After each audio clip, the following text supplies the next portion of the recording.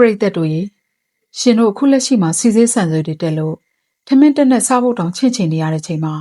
လွန်ခဲ့တဲ့နှစ်ပေါင်း900ကျော်ကပကံပြည်ကြီးမှာတော့ဟင်းခွက်300မပါရင်ထမင်းမစားဘူးလို့ကြီးကြနေတဲ့ဘရင်တစ်ပါးရှိခဲ့ဘူးတဲ့ရှင်သူ့နာမည်ကနိုင်ရတရားပတိပါဒါပေမဲ့တမိုင်းကသူ့ကိုပေးထားတဲ့နာမည်ကတော့ပိုပြီးလက်ဖက်ပါတယ်အဲ့ဒါကတော့တရုတ်ပြည်မင်းနဲ့တိုင်းပြည်ကိုစီမံခန့်ခွဲတဲ့နေရာမှာပါရဂူအဆင့်ရှိပေမဲ့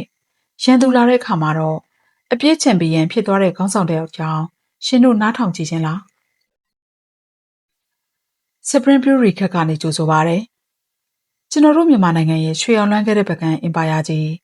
ဘယ်လိုကြောင့်ပြိုလဲသွားလဲဆိုတာကိုသိချကြည့်ရင်အဲ့ဒီခက်ကမင်းအောင်လိုင်လိုပဲ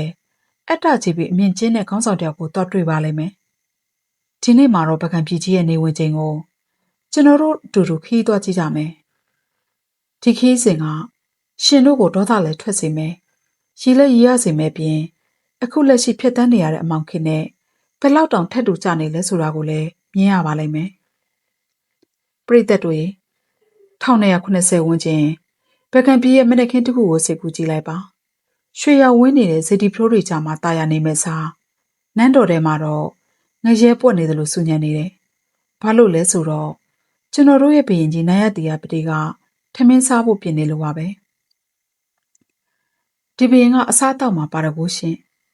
ဟင်းခွက်300မပြည့်ရင်ထမင်းဝိုင်းကိုမောက်လန့်ပစ်တတ်တဲ့သူစဉ်းစားကြည့်ပါဦးဟင်း300ဆိုတာဘူးဖေးဆိုင်တွေတောင်ရှုံးရမယ့်အခင်းချင်းပေါ့ဒါကအခုခေတ်ချမ်းဖက်အာဏာယူစစ်ကောင်းဆောင်တွေနိုင်ငံခြားခီးစဉ်သွားရင်ဒါမှမဟုတ်ဖွင့်နှင်းတဲ့ပင်လောက်ရင်ပြည်သူ့ဗန္ဓာတွေကိုဖြုံးတိနေတယ်လို့ပါပဲနိုင်ရတရားပတိကြောင့်ပြက်ဆက်ရရင်တခါမှတော့စပုံမူကဟင်းတစ်ခွက်လိုသွားလို့ဆိုပြီးဘရင်ကတက်ခိုင်းဖို့ထိလုပ်ခဲ့ဘူးတယ်အဲ့ဒီမှာပညာရှိမဲ့ကြီးရာဇသင်းချန်ကအရှင်မင်းကြီးအစားဆိုတာဝမ်းနဲ့ရောက်သွားရင်အလုံးတူတူပါပဲတစ်ခွက်လျော့တာနဲ့လူသက်ကိုမတက်ပါနဲ့လို့တောင်းပန်ခဲ့ရတယ်ဒါပေမဲ့ဘရင်ကြီးကနားမထောင်မှုရှင်သူ့အမတ်ကြီးကိုတောင်ငါ့ကိုဆရာလာလောက်ရမလားဆိုပြီးယာရုချနေနေတန်ပေးလိုက်သေးတာဒါကခေတ်ဆက်အာနာရှင်တွေရဲ့ DNA ပဲပြိသက်ကြီးရဲ့ကိုအမှန်တရားပြောတဲ့သူကိုရန်သူလိုမြင်တတ်ကြတာလေ1981ခုနှစ်မှာကဘာကိုတုံလို့စေခဲ့တဲ့မွန်ဂိုအင်ပါယာရဲ့ကူဘလိုင်းခန်းစီကတန်တမန်တွေပကံကိုရောက်လာတယ်သူတို့တောင်းဆိုတာကရိုးရိုးလေးပဲမွန်ဂိုကိုအခွန်ဆက်ညံ့ခမ်းနဲ့ဒီနေရာမှာနိုင်ရတရားပတိကတန်တမန်ရေးရညံရှိမဖြစ်ရှင်းပဲသူ့ရဲ့ပါတော်ကိုအမျိုးမြင်တွေကထွက်ပေါ်လာပြန်ရောမွန်ဂိုတန်တမန်တွေကဘရင်ရှိမှချေအိမ်မချုပ်ဘူးဖက်မချုပ်ဘူးဆိုတဲ့သေဖွဲ့ကိစ္စကိုသူကအကြီးကြီးလှုပ်လိုက်တယ်နိုင်ငံတကာဆက်ဆံရေးထဲသူ့ရဲ့မာနကိုရှေ့တန်းတင်ပြီးတန်တမန်10ယောက်လုံးကိုကွပ်မျက်ပစ်လိုက်တယ်ဒါကတမိုင်းမှာအမှားဆုံးဆုံးဖြတ်ချက်ပဲအခုခေတ်မှာဆိုရင်တော့ UN လိုအာဆီယံလိုအဖွဲ့အစည်းတွေကပေးတဲ့အကြံပြုချက်တွေကိုလစ်လျူရှုပြီးငါတို့ကတော့ငါတို့လမ်းတိုင်းသွားမယ်လို့စွမိတ်လုပ်နေတဲ့အာဏာရှင်တွေရဲ့လုပ်ရက်နဲ့အတော်လေးတူနေတယ်မဟုတ်လားပြည်သက်တို့ရေတန်တမန်အသက်ခံရလို့စိတ်တူသွားတဲ့မွန်ဂိုတပ်တွေက1289ခုနှစ်မှာပကံကိုစစ်ချီလာပါတော့တယ်အဲ့ဒီမှာငဆောင်ချမ်းတိုက်ပွဲဖြစ်တာပေါ့ပကံဘက်ကစစ်တီတော်6000မြင့်တက်6000နဲ့အထက်ကလက်နဲ့ဖြစ်တဲ့စင်တက်ကြီး2000ပါသွားတယ်မွန်ဂိုမြင့်တက်တွေကဆင်ကြီးတွေကိုမြင်တော့ပထမတော့ကြောက်သွားကြတယ်ဒါပေမဲ့သူတို့ကမြင်းပေါ်ကနေဆင်တော်ရဲဝင်ပြီးဆင်တွေရဲ့မျက်လုံးတွေကိုမြားနဲ့ဒရဇက်ပစ်ပါတော့တယ်မျက်လုံးများမှန်တဲ့ဆင်တွေကယူသွတ်ကုန်ပြီးကိုတက်ကိုပြန်နှင်းကုန်ကြတယ်နိုင်ရတရားပတိကတော့ရှေ့တန်းမှာရှိမနေပါဘူးရှင်သူကနန်းတော်ထဲမှာအောင်ပွဲသတင်းကိုပဲစောင့်နေတာတက်တွေပြိုလဲပြီဆိုတဲ့သတင်းကြားလိုက်ရတဲ့ချိန်မှာတော့ကျွန်တော်တို့ရဲ့ဟင်းခွက်300ပါတကူဘာလုပ်နေလဲသိလားသူကတိုင်းပြည်ကိုကာကွယ်ဖို့နေနေတာတရုတ်တွေလာပြီးဟေ့ဆိုပြီး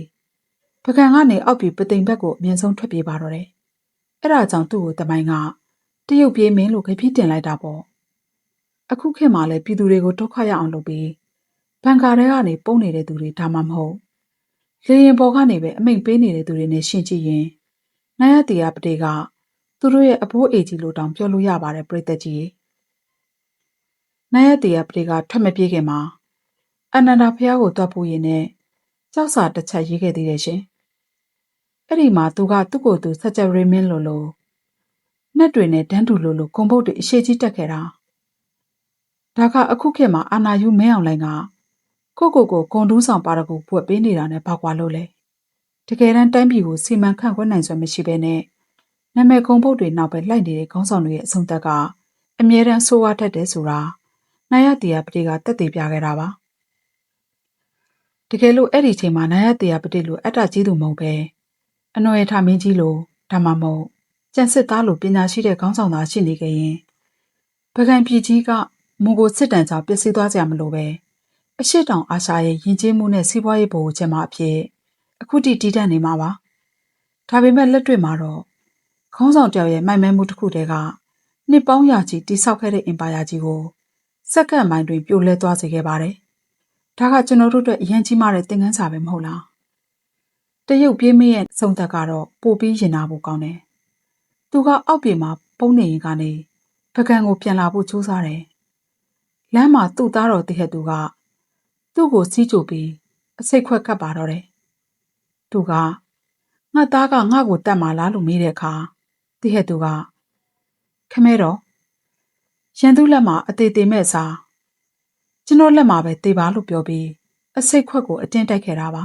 နောက်ဆုံးမှာတော့ဟင်းခွက်300စားခဲ့တဲ့ဘရင်ကြီးကအစိတ်တစ်ခွက်တည်းနဲ့ဘဝနှိကုံချုပ်သွားခဲ့ရပါတယ်ဒါကအာနာရှင်တွေရဲ့နှိကုံမှာပဲ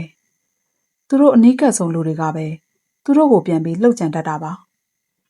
ကဲပရိသတ်ကြီးတို့ရေနာယတီယာပတိရဲ့ဇလန်းကိုနားထောင်ပြီးဘာတွေတွေးမိကြလဲတမိုင်းကတကြော့ပြန်လဲတတ်တယ်ဆိုတာရှင်တို့ယုံကြည်သွားပြီလား